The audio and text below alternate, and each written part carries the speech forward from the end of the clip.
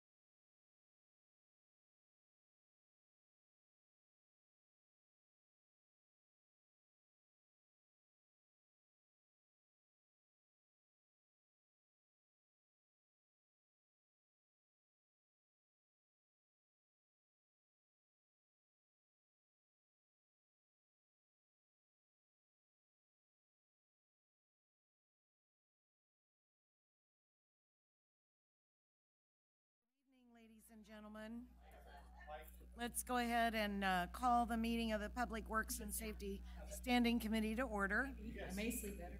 I want to welcome everyone to this meeting, and public comment is welcome. Anyone wishing to speak on any item on the Standing Committee agenda may do so when the item is up for discussion. You will have up to 3 minutes. We would ask, if you want to speak on an item, that you come forward to the microphone at the podium and be recognized, and we would ask that you speak directly into the microphone. And I would ask for the clerk to call the roll. Roll call. Gonzalez. Here. Substituting for Johnson. Philbrook. Here. Markley. Here. Kane. Here. Johnson. Bynum.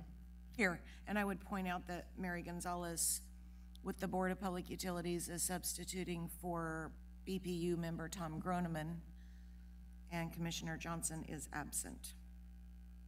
We have minutes from our December 11 meeting. Is there a motion?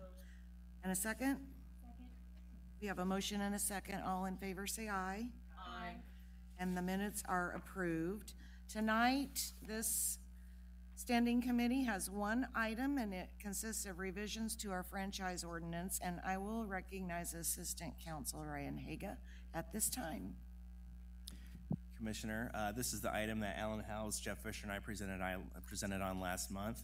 After giving the informational meeting, we're bringing the item back for action. Just to give you a quick summary, it's the ordinance regards having service providers accept certain duties for the use of the unified government's right-of-way, including paying a reasonable franchise fee, carrying insurance requirements, and bonding. So unless you have any other questions, I think that's all I have to say at this time. Move for approval?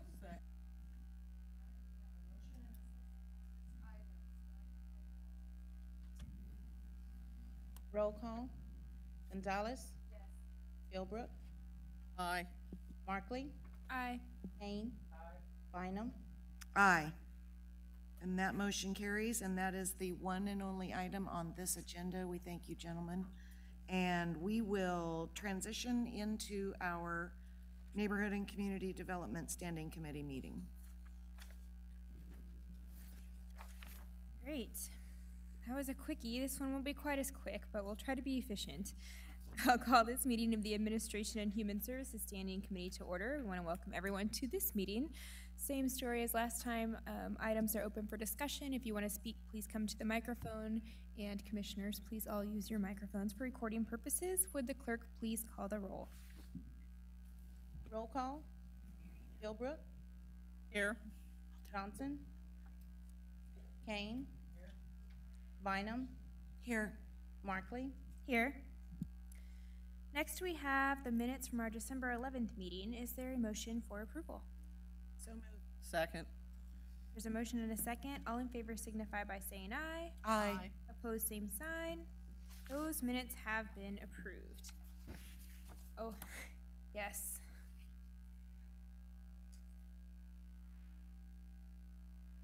Our first item is a grant for the Beat the Pack programs. I'll note that this item is requested to be fast-tracked to the March 1st Commission meeting. I'll recognize Terry Breckeisen, yeah, he's here, our Health Department Director, to bring forward this item. Commissioner Kane.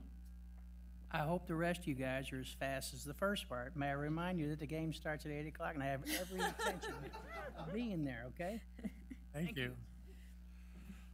This is a fun grant for us in that we get to help the Housing Authority of Kansas City, Kansas implement a smoke-free policy on their housing units.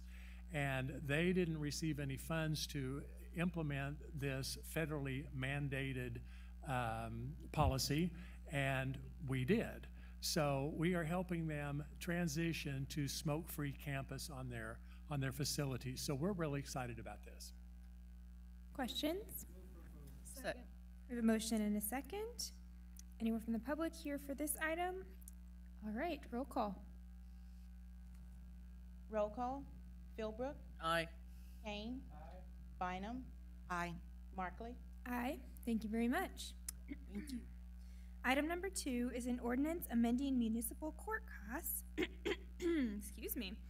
And Judge Brandy Nichols-Brakovic is here to discuss. And I do see Judge Mo Ryan back there hanging out in the audience. These are fancier than I remember. And also we have our court administrator, Crystal Sprague, that is here. I'm going to try to honor Commissioner Kane's request to go very quickly, but there is something I want to kind of set up before we start talking about it. If you recall when we did the state of the court, we provided these handy-dandy little manuals. This ordinance or adjustment actually is reflected in 1-12, page 25. If you had it in front of you as one of our goals and objectives, and that is to be responsive to the citizens we serve.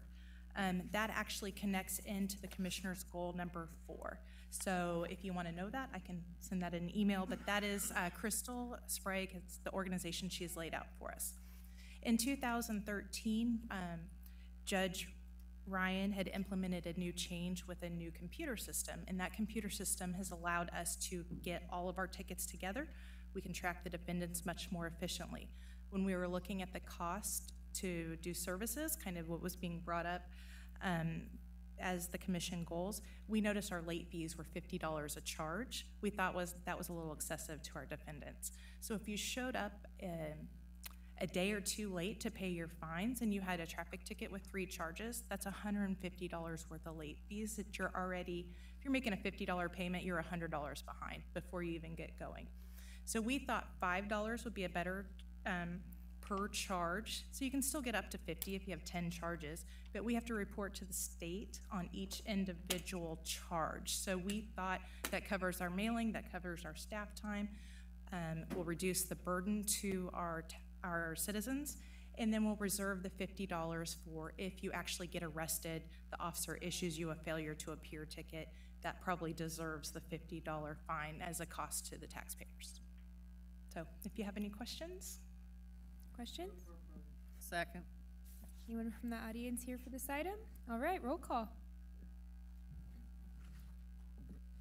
Roll call. Philbrook. Aye. Kane. Bynum. Aye. Markley. Aye. We are up to item number 3, which is the designation of opportunity zones, and John Stevens is here to present this item.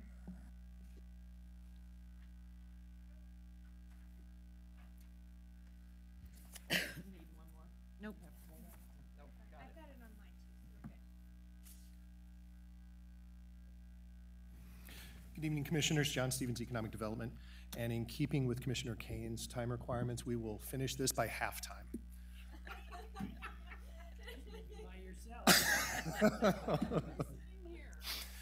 All right. The issue before you at hand tonight is the outline of the Opportunity Zone program that was established in the Tax Cut and Jobs Act, Federal Tax Bill of 2017. Discuss quickly the framework of the Kansas state selection process as was just outlined from the state of Kansas and the Department of Commerce and the Governor's Office. Discuss briefly and answer any questions related to our process within the UG in economic development and community development. And then a vote to authorize the county administrator to work with the state of Kansas to designate a qualified opportunity zones. So the opportunity zones, as I said, were established by the Tax Cut Act of 2017. It was established to encourage long-term investments in low-income urban and rural communities nationwide. It provides a federal tax incentive for investors, for private sector investors, to reinvest their unrealized capital gains into opportunity funds that are designated solely for the purpose of investing within these federal opportunity zones, as outlined by the Department of Treasury. And the governor of the state of Kansas, along with each chief executive of every state, territory, and district, are the formal submitting agent. So we will be submitting to the governor of the state of Kansas, then he will then designate which ones should go to the federal government. So a federal overview is that every state or territory can designate a maximum of 25% of its census tracts that meet the qualifications as required in the opportunity zones.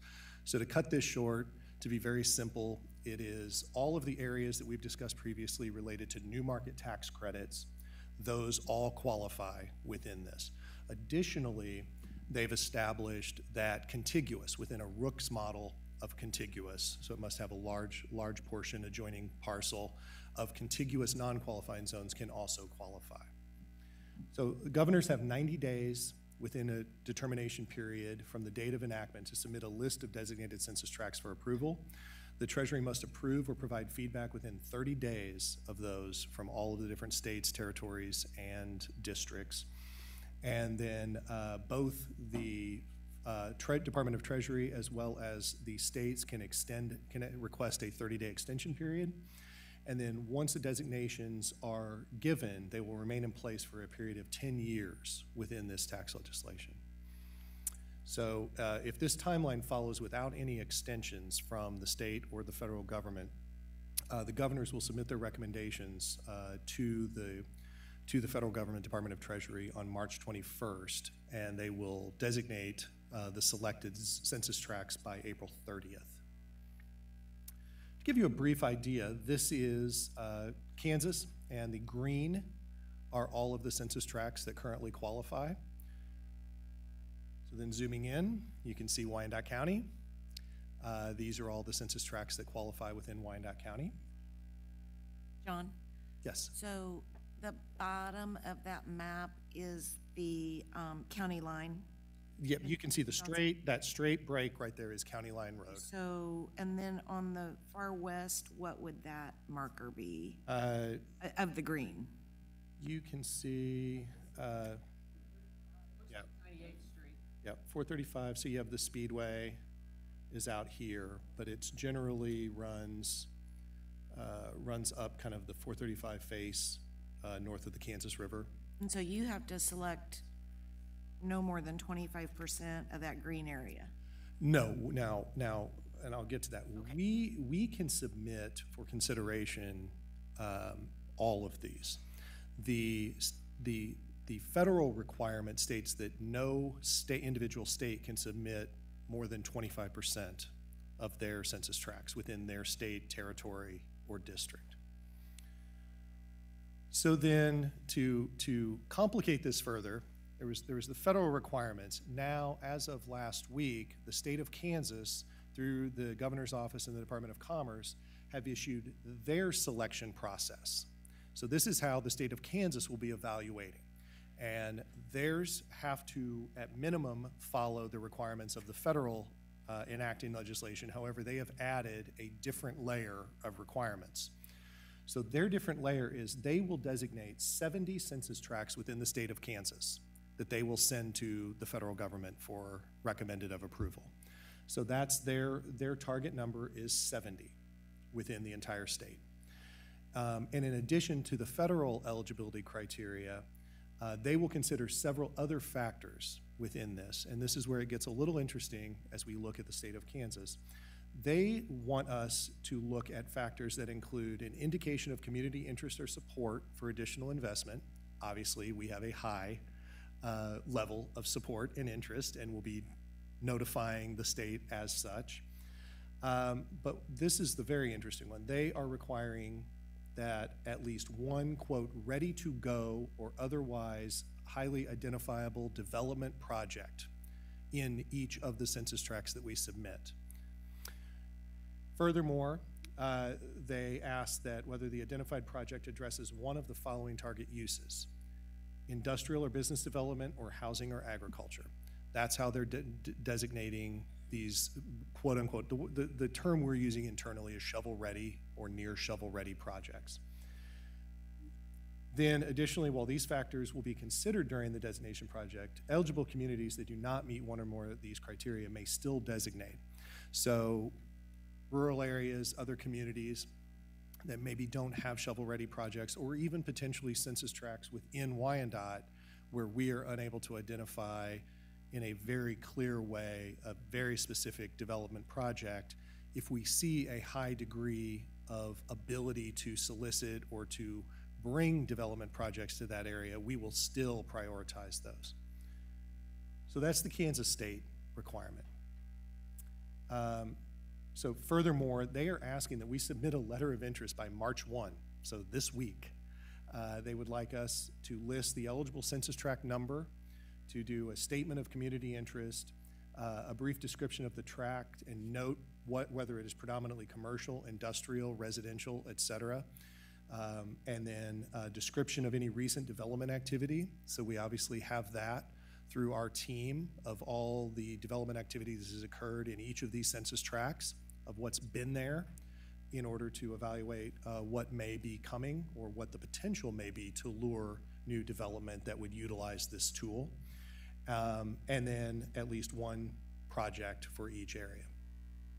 So here's how the UG, with community development and Wilbur Miller and the team, and thanks to Alan Howes and his team, yep, he's right here, as well as Alan Howes and his team in GIS and knowledge, we have been working from, and Kathleen with this, on the CFO side, we've had conference calls, we've had national webinars on this. This is something that I will be very clear in saying, no one had defined this after this bill was passed at the federal level, at the congressional level.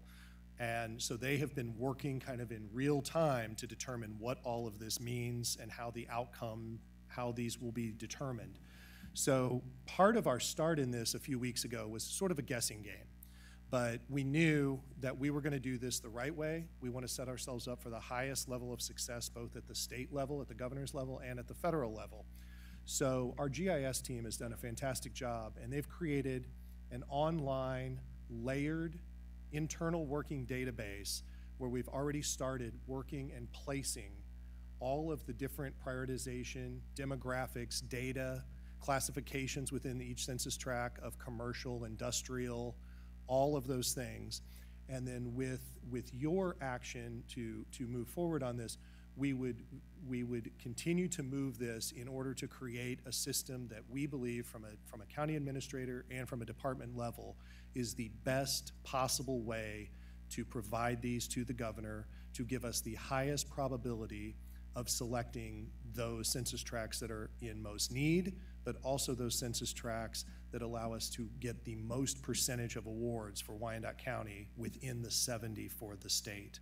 That includes including tiered prioritization related to shovel-ready projects, since that is the #1 differential that the state of Kansas is asking us to provide that the federal legislation does not.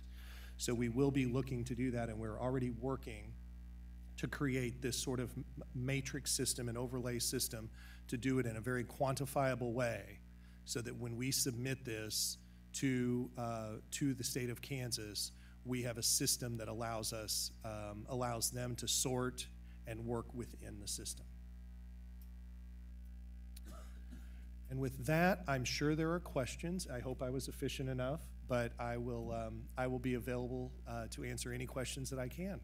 John, you may have said this and I just missed it, but how many census tracts does the green represent? I'm just looking at versus the 70 statewide. How many is this? It represents, I believe, 61.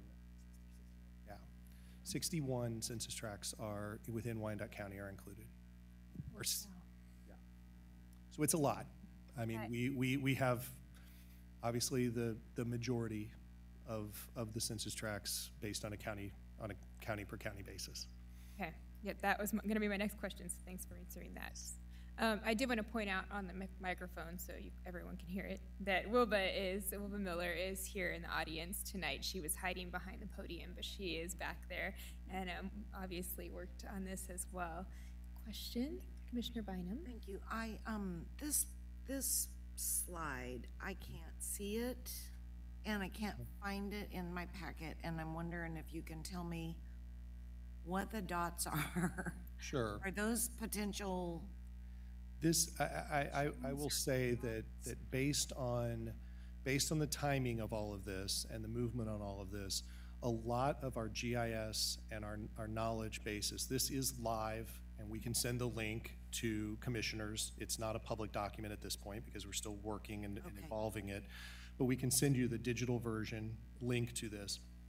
But currently, we're working to create a stackable framework that allows us to list key employment centers. It allows us to list developments that have occurred in a 1-year period, a 3-year period, a 5-year period, total number of dollar investments associated with those projects. And then the key piece of that, one of these dots, which I also cannot highlight exactly which one, but we are then layering in all of the projects that have interacted with either YEDC and or the Department of Economic Development that we know are potential pipeline projects. So anytime you attend a YEDC event or you talk to the Economic Development Department of the UG and we outline our pipeline, we will be layering all of those projects into this as potential projects that should be considered for prioritization within the state of Kansas. Second. Are there other questions? Now, I was just going to ask one thing. This is fast track to March 1st, and you have to submit on March 1st, it sounds like. So on March 1st, we're going to know, tonight you're telling us that you're going to keep working and you're going to finish this up. On March 1st, when it comes to full commission, is when we'll see the actual list of census tracts that you're going to submit, correct? Correct. So really tonight, we're just telling you, keep working, and we'll see you Yes, and Thursday. absolutely, and given the timeline, I want to be clear that we are authorizing County Administrator Bach to be the arbiter on that, since we have this is just a process that must be done in a quantitative way within the time frame that we were given. That's a nice way of saying you're gonna let him put it in the mail and get it stamped. Is that what you're saying? Yes, Okay, ma'am. just wondering. Actually, and we're going to do it electronically because we're a technology, we're an advanced technology. I'm being kind of facetious, but not, but thank you. All right, we do have a motion and a second. Any other questions? And roll call. Roll call.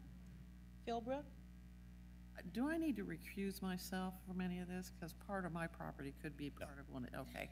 Just asking, I don't want to be. Okay, I know, I just don't want to get in trouble. Then the answer is definitely yes. Kane. Bynum, Aye. Markley. Aye. Thank you. All right. Item number 4, we're moving right along. Our recommendations for a bike share expansion plan. Staff has asked to fast track this item to the March 1st commission meeting. Thursday, we're going to hear all of this again. I'll recognize not Rob Richardson, but representatives arriving on his behalf.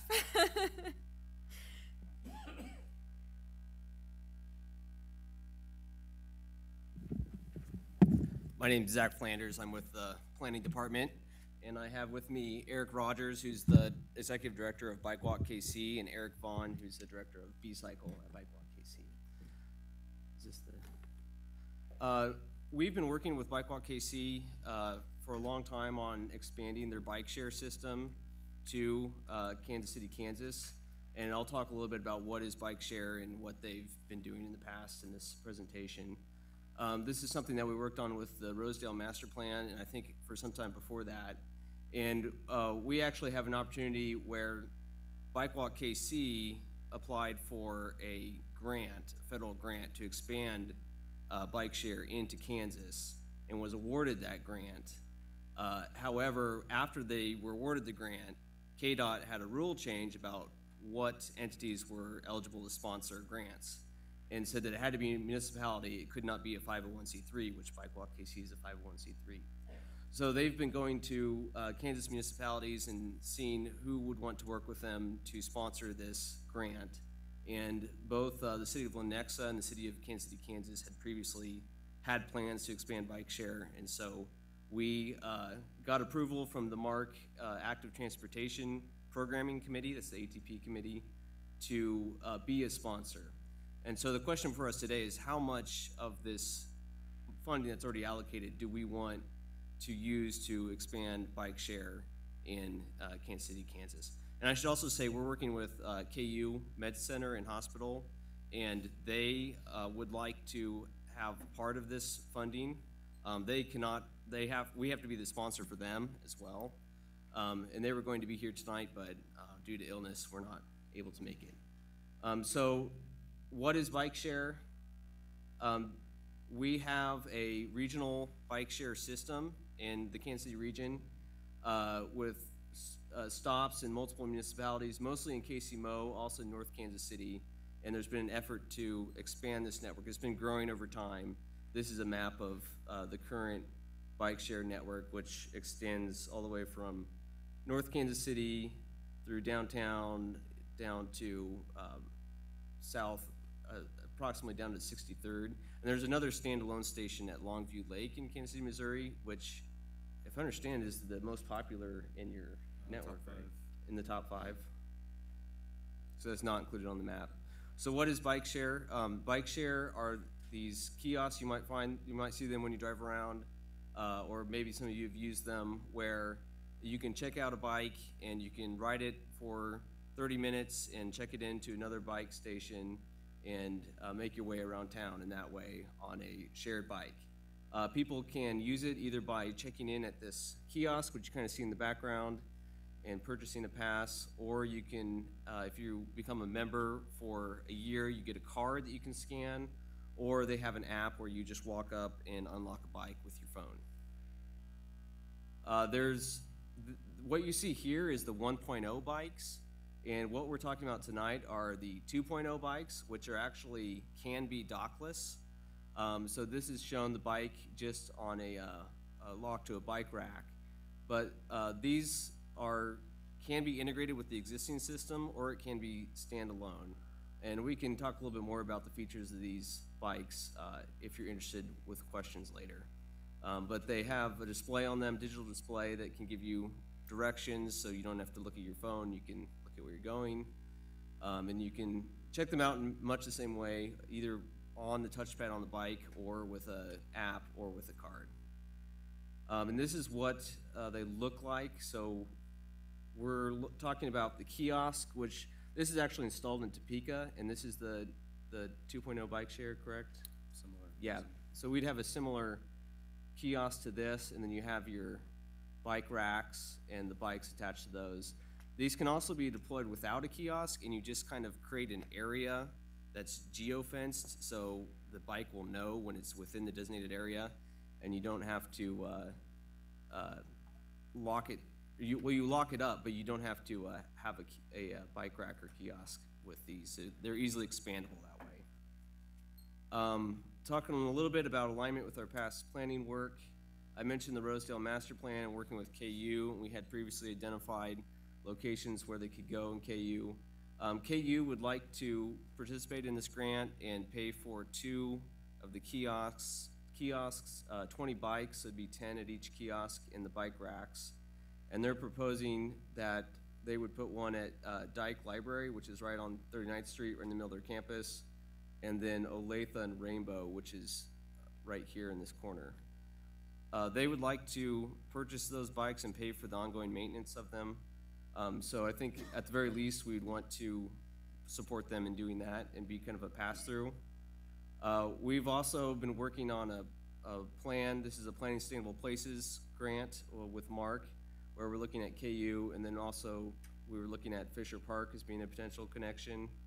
And we're also working with the cities of Westwood and Roland Park on a complete street plan for 47th Street that could potentially support bike share there. But there's also downtown, looking at the Cow Point connector that we recently constructed. The Riverfront Heritage Trail is a popular route for these bike share bikes. And so putting one in the Cow Point might allow people to, right now people are already biking Cow Point Park, but they have to turn around immediately to get their bikes back in time. So this could be a way to have people actually stop and enjoy KCK for a while. There's been a lot of work on the Jersey Creek Trail and active citizen participating in making that amenity better. And we've done a 10th Street and 12th Street bike lane that is now substantially complete. And we're looking at the Healthy Campus. And so I think there's a lot of opportunities to expand bike share in KCK beyond just the Rosedale area, but looking at downtown and the Northeast as well. So we've prepared 3 options that we'd like to talk about. The low option would be just supporting KU and what they want to do with 2 kiosks and 20 bikes. And then the UG, it would essentially have no cost to us. We would just be passing that money through to KU. The medium option, where we would match what KU's doing with 2 kiosks and 20 bikes. And then the high option, which would be 4 kiosks and 40 bikes. So we would double what KU's doing. I think that we originally wrote the letter and recommended the medium option when we were in front of the MARC committee. And part of that is that there will be more opportunities to expand with additional grant opportunities in the future. So we thought that this might be a good way to get it kick-started in KCK with a sufficient number of bikes and stations, but at the same time allowing us to test it and see how it goes. On the other hand, we do have funding allocated already that we could use to do even more. If we don't use it, then it goes back into the general pot and will be used on projects, but not necessarily in KCK. So we wanted to present you an option to use the money that's already been allocated that we could use in KCK. A little bit further breakdown of what that cost is. The bikes are $2,000 each, the smart bikes, and then the racks, $130, the kiosks. And so the total eligible expenses are $68,200 and this would be just KU paying for that. And then there's some non-eligible expenses like preparing the site, which KU would cover, so that'd be a zero cost there. And it's an 80% federal match. So we would provide 20% of the funds. The federal would provide 80% of the funds. For the low option, that works out to $12,000, $240, and that again would be covered by KU, and so our share would be zero. The medium option would be that we match what KU's doing. So the eligible expenses here is the same, $61,200. We put in some non-eligible expenses for site preparation. That is kind of a worst case scenario, and it's likely that we could have Public Works do all the work, so it might not really truly be an expense for us, but we put it in as kind of a worst case scenario as if we were gonna contract that out. And again, this would be 80% match, 20% local match, 80% federal funding. And so that would put us at $23,240 per year. And there's also an ongoing maintenance cost with the bikes of approximately $1,000 per bike per year that KU's agreed to cover for their bikes, but we would need to cover for our bikes. And my understanding is that's mostly, it's not just that the bikes need maintenance, it's that the whole system needs to be balanced in their staff time and moving the bikes around daily and costs related to that. And so the high option just doubles the number of bikes and kiosks that we have, and that would put it at 48,000, and I put an extra zero there, 48,000, I think I made a typo there. It should be 46,480 plus 40,000 per year. So that smaller number is the correct one. So that's kind of what we're looking for feedback on, and any questions, and Bike Walk KC is here that can answer questions as well. Commissioner Bynum? Thank you. If you could tell me again, on the medium and the high option, I know the KU Med location, but our UG would be for medium and high. One would be Cobb Point Connector. That would need to be determined. We've not decided on any of the locations. Specific that could be decided at a later date after we apply for the grant. So, on the high option, did I understand you to say we already have funding that's allocated for a project like this, or funding that we could dedicate to this? There was a $250,000 congestion mitigation air quality grant that was awarded to Bike Walk KC. Okay, and that's the money you're talking about? Yeah. Okay. And that's for expanding in Kansas. So Lenexa is taking part of that funding, and they've already determined how much they would like of the 250, and so that leaves us the ability to do up to 4 stations. So there is at least the 46,480 left of the grant that we could use for this. Well, so let me clarify what I think the funding we're talking about is the 80%. And then this is so the 20% we still have to match. pay the 20%. The Yeah. 20%. So Okay. if we don't claim the 80%, then Lenexa is going to get it. So we have to decide That's what I how thought much it of the 80% we want. It wouldn't go to Lenexa. It would go. So the 250 is the 80% match. Okay. Yeah. So that's correct. And Eric, do you know how much Lenexa is? It doesn't really matter. Yeah. So Lenexa is funding, sorry, my microphone settled here. Lenexa is funding 25 bikes for their initial fleet. Okay. And so the remaining funds are available to you all for bike share here. Tell me again, how many bikes is the high option? 40. Double what Lenexa has. I have 2 more questions. I'm confused about the 30-minute part because that doesn't seem like very long to do anything. So help me understand that again. So the 30 minutes is our current walk-up memberships in Kansas City, Missouri are $3 per half hour. So it's just a straight out per half-hour usage rate.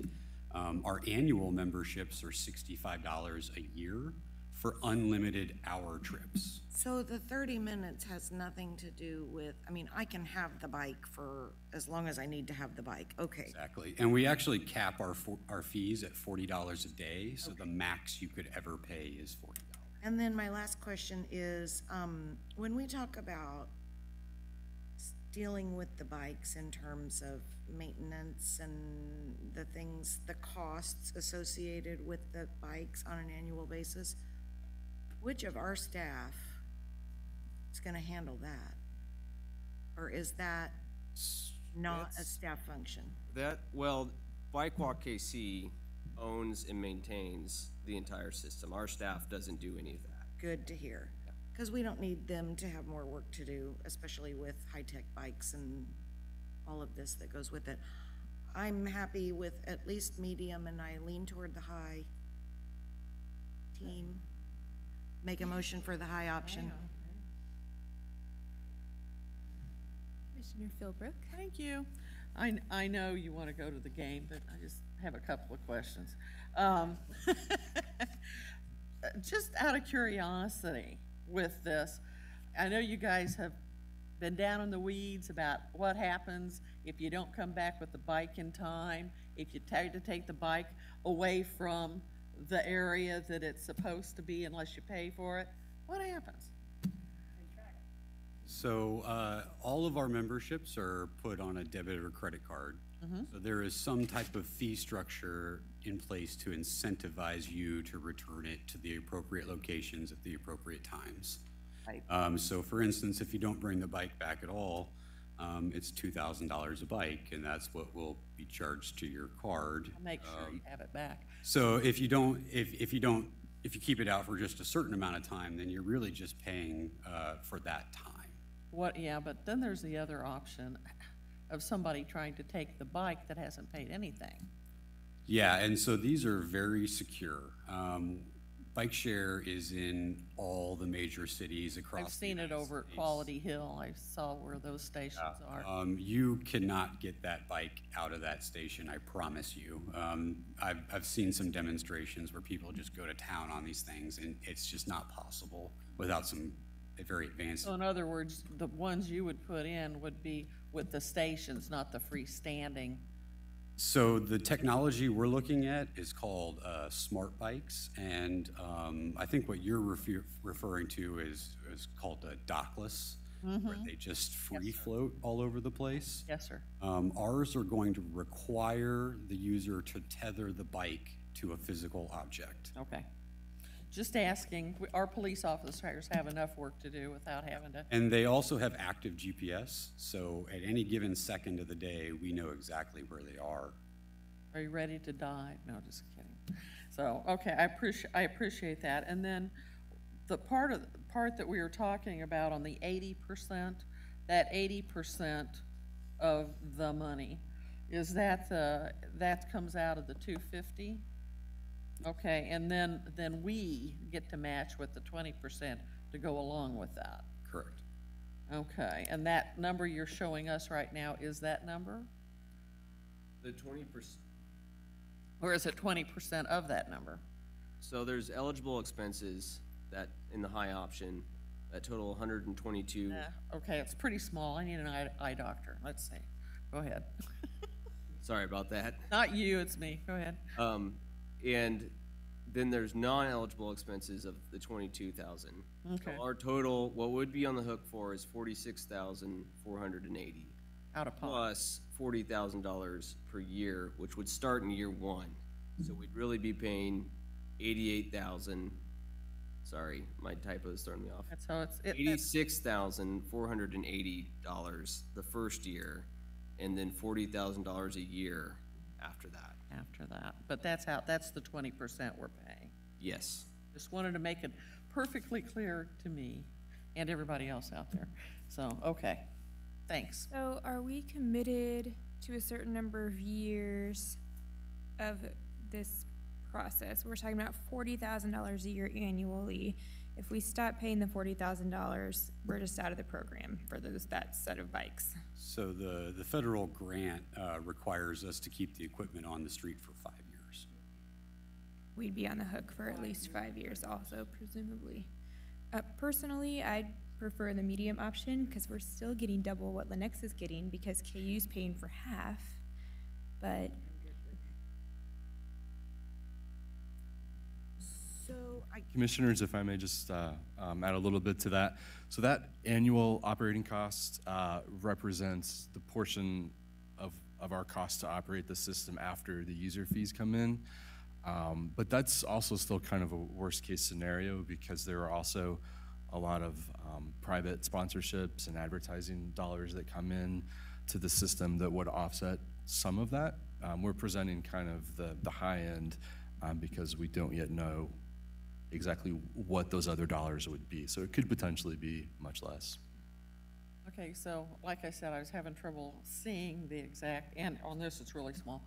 So the user fees come straight to you guys. Do you share Yes. those at all? So the user fees represent about 20% of the operating costs. So Okay. they don't make a profit, unfortunately. All right, just asking. But there, also when we get to the appropriate time, we'll have things like an operating agreement and reports and things so that you'll have more information about the financials that are going on.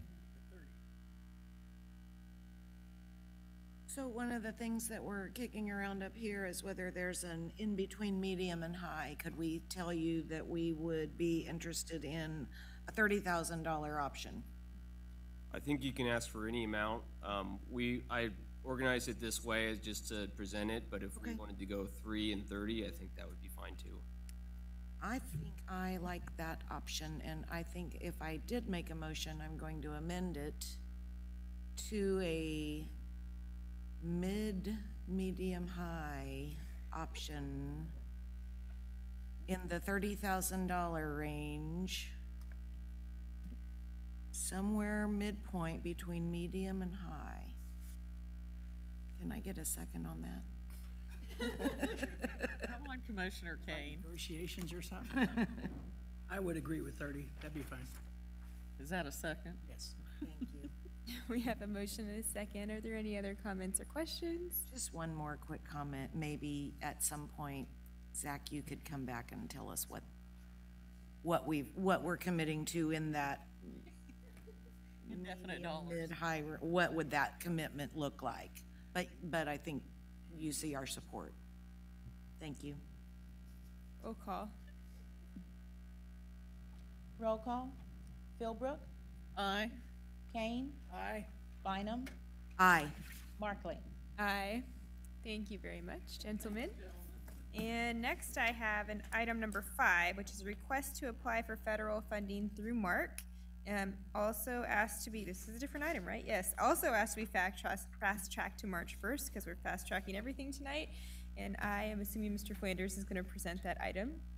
Yep, so this is the same bucket of money that the bike share grant came from that we were just talking about. To give you some background, I was here a few months ago talking about our plan for sidewalks and trails master plan that was adopted in 2012. And that included a recommendation to create a budget line item for filling our priority gaps. And that was included in our 2018-2019 budget. However, it's a pretty limited amount, $200,000 per year, which at $200 per linear foot of sidewalk doesn't cover a whole lot of sidewalk. So we began looking at ways that we could strategically use that money, and we think that one of the ways that we can make that money go much further is by applying that for a grant, and that money would represent our 20% match, and we would then be getting an 80% federal match. So essentially for every dollar we spend, we'd get another $4. I just wanted to run through some of the slides about how important sidewalks are. It's one of the areas that we don't rank very highly on in our citizen survey, but I think sidewalks is one of those core elements of government, especially city government, that hits right in the middle of quality of life with appearance of neighborhoods, safety of being able to walk around your neighborhood, And nothing beats having a sidewalk construction in front of your house for communication on how well your government's doing. And it's also something that we were ranked as having a high importance but low satisfaction, and so an opportunity for improvement. And I'm going to paraphrase. I went to a presentation, and our mayor got a great shout out at the presentation. It was Strong Towns with Chuck Marone at the library, and he said in one of his talks that municipalities didn't build quality of life amenities like parks and sidewalks because they were wealthy. They became wealthy because they built the quality of life amenities. And so I think sidewalks are one of those things that doesn't truly cost as much money when you compare it to a highway overpass or a lot of the infrastructure that we build, but makes a big improvement on neighborhoods and the ability of houses to maintain their values and improve over time. So in a way, they pay for themselves. So this is the 2018 call for projects with the Mid-America Regional Council. There's 3 sources of funding: the CMAQ, Congestion Mitigation Air Quality, Surface Transportation Block Grant, and TA Set Aside, formerly Transportation Alternatives Program. This would allocate funding for the fiscal year 2021 and 2022, and eligible projects are the type of projects we're talking about. So active transportation, bicycle and pedestrian infrastructure, as well as public transit. This is how much is available. So there's $5 million in the CMAQ, $25.4 million in the STP, Surface Transportation Block Grant, and $2.4 in the TA Set Aside, and that's for Kansas. Missouri has their own bucket of funding.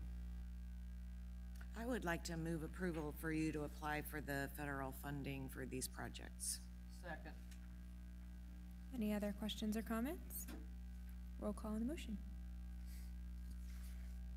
Roll call. Philbrook. Aye. Kane. Bynum. Aye. Markley. Aye.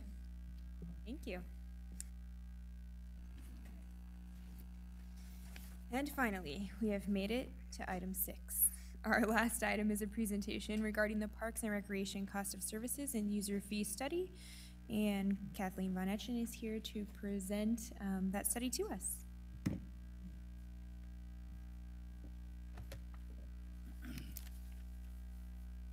Oh, and Jeremy Rogers is approaching, and guest that I will let you introduce.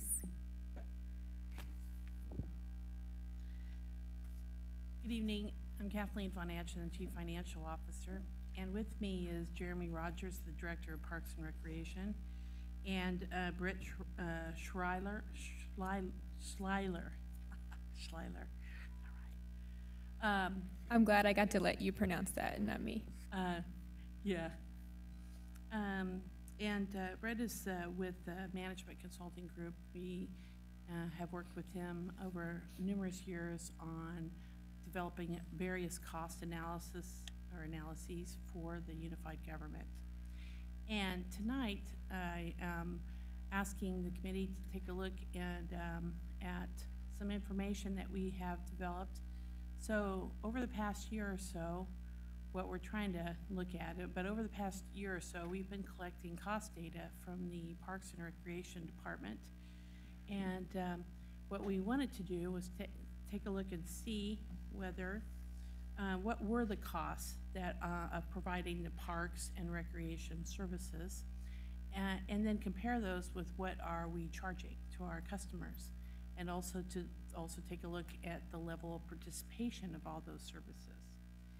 And then by doing that, then we can get a better feel for what is the subsidy level for each of those services, and then compare that with our neighbors and what they charge and what their costs are, and maybe come up with a future plan to phase in over future years so that we can bring the amount that we're charging for these services up to an appropriate subsidy level, or a subsidy level as set by your direction, right? So generally speaking, there's a variety of classifications of these projects for Parks and Recreation. So I just wanted you to keep that in mind, that these different services meet the needs of different audiences who each have different economic demands. So just keep that in mind. So with that in place, I'd like to introduce Brett, who's going to walk you through the report, or a report of the analysis that he's done. All right? Thanks, Kathleen.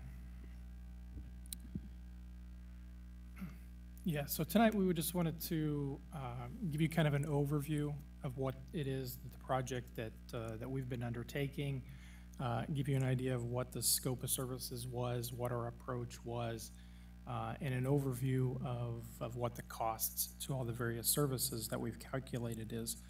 One of the things to keep in mind is, as we go through this, is that the cost of services is just one component in terms of setting an actual fee. So cost is not the same as a price. Pricing has a lot to do with, as Kathleen mentioned, what are your neighbors charging? What is the market for those services? Are they services being provided to communities or individuals that we want to actively subsidize, like children and seniors or other at-risk populations? So we'll just get into this and show you what we've done. I'm Brett Schleier with MGT Consulting Group. Located in Wichita, Kansas. I've got about a little over 20 years of experience doing cost of service analysis for governments. A lot of my focus is on identifying the full cost of federal grants so that states and counties and cities can recover indirect costs from the federal programs that they operate. I've got about 15 years of experience working with the unified government on a variety of cost allocation and jail rate study projects and user fees over the years. And just briefly, MGT is kind of a mid-sized national consulting firm. We're based out of Tallahassee, Florida, but we've got staff in, I think, 15 different states at this point, and are, I believe, either the largest or the second largest provider of governmental cost of service studies. With 3 staff located in Kansas, all of us are in the Wichita area. So the scope of the study, it included a review of all the fee-for-services activities within the Parks and Recreation Department. The idea was to identify the full cost for the unified government to provide those parks and recreation services. As you know, with governmental accounting, everything is fund and departmental based, so the costs that we see in the Parks and Recreation Department are not the full cost of operating that department, because all the administrative costs are out in the general fund, in the finance department, or legal, or technology, buildings and logistics.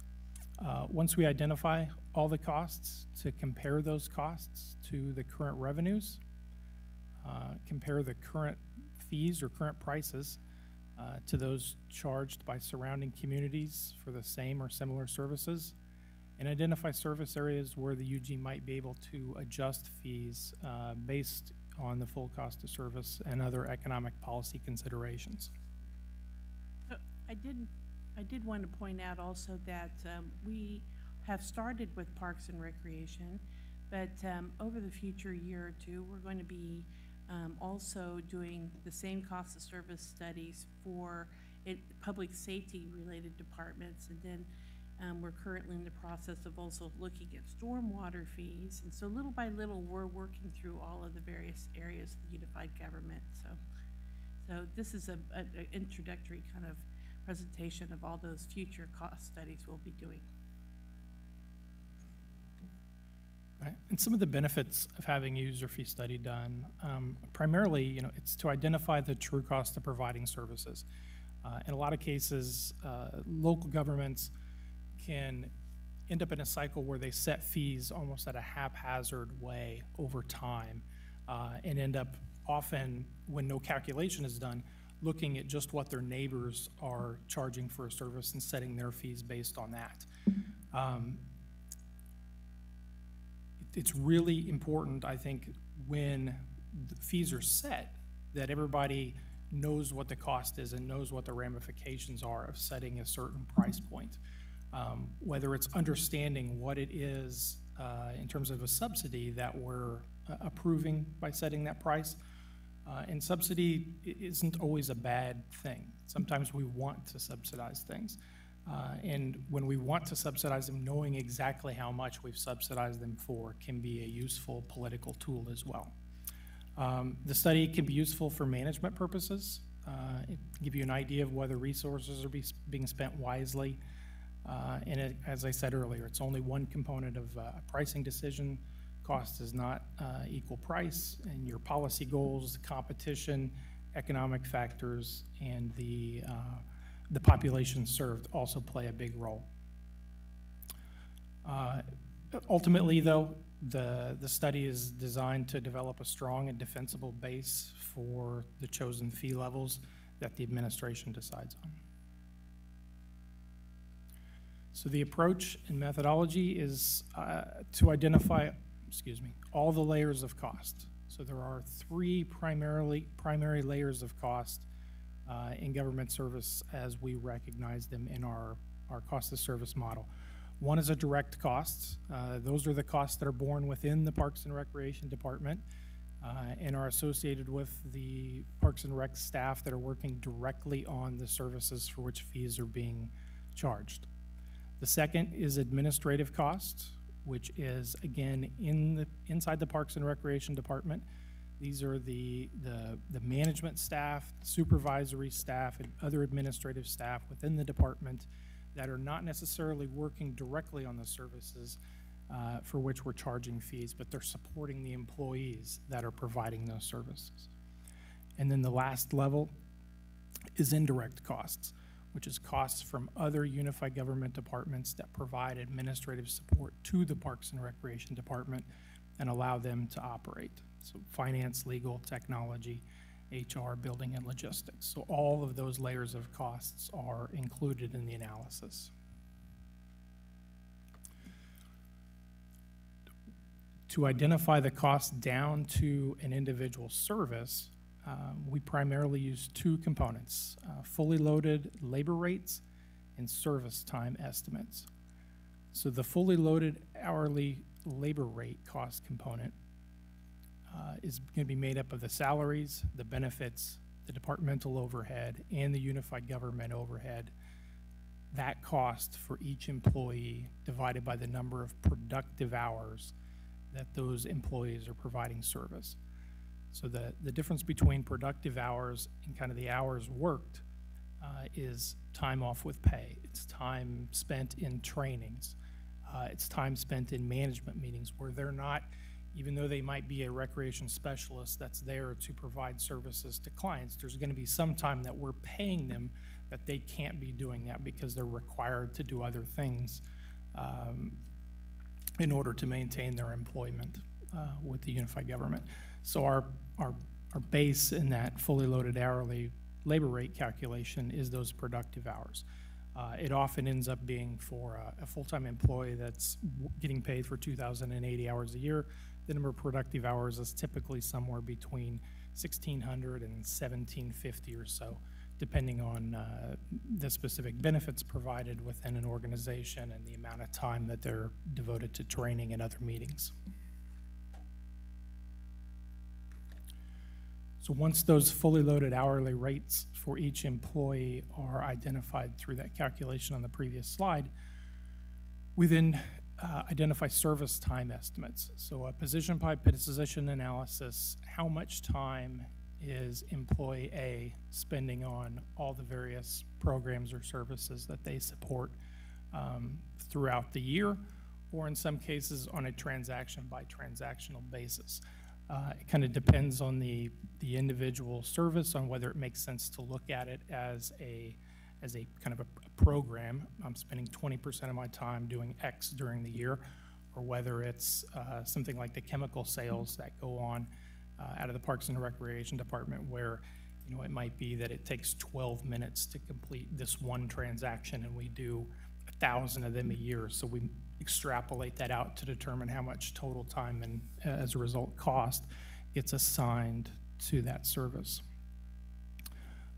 Once the total costs are identified, they then get compared to the total revenues, which identifies a current cost recovery percentage.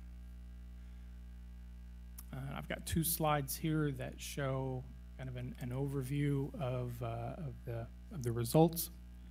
With it identifies the services on the left-hand side there. Kind of the center 3 columns are the per unit current fee and current cost. And then there are current recovery percentages kind of in the middle column there, which range from 2% to, in some cases, just over 100%. And then the far right column identifies what the existing annual subsidy for those services is. Basically, it's what is the unrecovered cost of providing those services.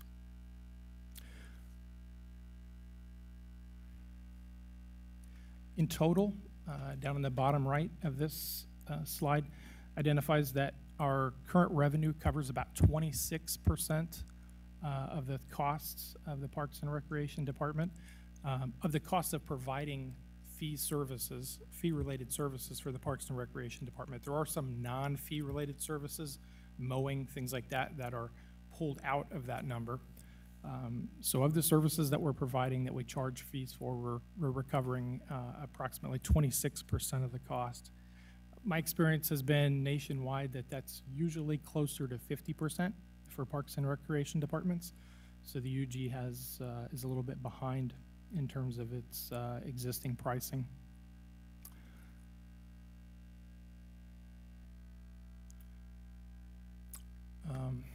Can open it up for questions now. I do know that Kathleen and her team, along with Jeremy, are actively working on those kind of pricing decisions, taking into account all the other factors that go into that beyond just the cost calculation. Commissioner Philbrook. So we're not adding in the mowing costs, but my comment to you is, how do we use the parks if they're not mowed? Just a question. Even though that's not a fee for service sort of thing, that is part of maintaining. Right. When we initially did the calculation, we had the cost of mowing included in the parks. The thing about the parks is the parks themselves, there is no fee to come in and utilize the park at all. Right. There are the shelters that people can rent. And initially we had all that mowing cost assigned to just the revenue centers within the parks, the shelters. In other words, we're separating out anything that we don't charge for, and this is only correct that we charge for. Correct. Wanted that out there, definitely. Then the other question, so you made a comment about the fact that we're at around 26% recovery on the money, on what we're spending, and we should be closer to 50-something? 50 is a rough national average on the Parks and Rec side. Okay, what does it run in Kansas, do you know? I know that's a national, but no idea. I don't know in Kansas. We probably do 50 user fee studies a year. They are largely on the coasts, though. Okay. California, North Carolina, Florida, few in Texas every year. We've got one going right now in Phoenix. But within Kansas, most of the communities are so small that they're not doing cost calculations. They are looking at their neighbors, or if they are doing cost calculations, they're doing something kind of in-house and just looking at direct costs primarily. Wichita would probably be the only other place in Johnson County that would be interested in, knowing full cost and trying to make decisions based on that. Thank you. I appreciate that answer. His report includes a comparison of those larger jurisdictions in this region. Do you find that certain types of services are more likely to be a higher percentage as subsidy versus other types of services, and is that sort of weighted as you internally are looking at the study results? Yeah, it absolutely is. I mean, you look at like kids sports, for example. The average recovery, it's lower here than it is for other services within Parks and Rec, and you'll see that pretty much everywhere.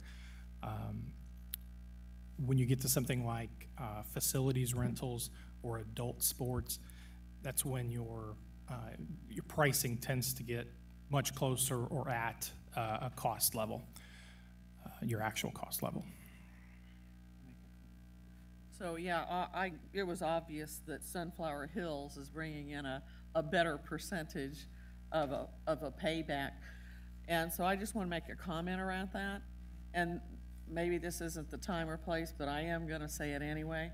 And that is, if we would invest a little bit more money in Sunflower Hills, especially a new building, we could actually have more activity out there, and we could get more back on renting out that facility. Luckily for tonight's discussions, this is for information only. But I was going to ask, when and what will we be seeing from you guys as you move forward to analyze our internal fee structures? You don't have to give me a date or anything. I'm just wondering, are you going to be back before us again with the list of this is what we think we'd like to charge, or these are the changes we're planning on making? Or? So as Brett mentioned, we are in the process of reviewing our pricing decisions and figuring out what the appropriate subsidy level is for the given service, right? So we're going to be very finely tuning all of these programs to make sure that we don't impact participation, we don't increase a fee too much in any given year, and yet we achieve our goals, say, over the 5 years to improve our subsidy level so that we're more appropriately recovering our costs, all right? And so my guess is, as part of this budget process, or maybe in the next few months, we'll be coming back with some recommendations. We definitely want you to know what we're going to be recommending before we start doing any kind of fee increases, so that you're aware of that. So, and Joe might have. I think there's going to be once this train goes down the path here, there's going to be a lot of these studies done. We'll bring back the ones that are probably of the highest importance. Stormwater is probably the best example. We're not going to move on stormwater until you guys have had a chance to see or hear that.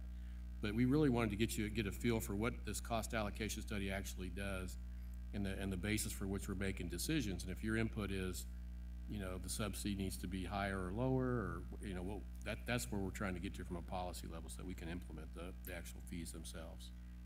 And I would like to add as an example, for there's a couple of rental facilities that right now are not recovering at 100%, and part of it may be just because of the way we're doing it. We're letting, so it's basically, this review allows us to examine our current operations and figure out maybe we need to do things a little differently. And I'll give you an example. Right now, we're the only opportunity we're offering our participants is to rent the hall for the entire day. And if we changed it so that people could register online and they could register for blocks of hours, then that facility may be more appropriately utilized, in which case then we could generate better revenue for those facilities. And those facilities really aren't targeted towards audiences that, you know, have low income, or that are low incomes, or have, you know, great needs. And so it's really an offering for residents that, you know, need a place to rent a hall, you know. And so, you know, there's just different subsidy levels for all these various things, as he mentioned. So that's why we need to take a closer look at it and then look at our operations. Commissioner Kane, did you have a comment? Oh, yes, absolutely. And I think Commissioner Philbo is correct. We need to do something with the clubhouse. You know, there's right there as you go into Wyandotte Canyon Lake, there's a really nice facility now to get married or whatever you want to do, and they charge a lot of money. And there's no reason why we couldn't charge the same amount of money to get that done. So I think we need to take a look at that as well. I'm sure staff is duly noting that concern.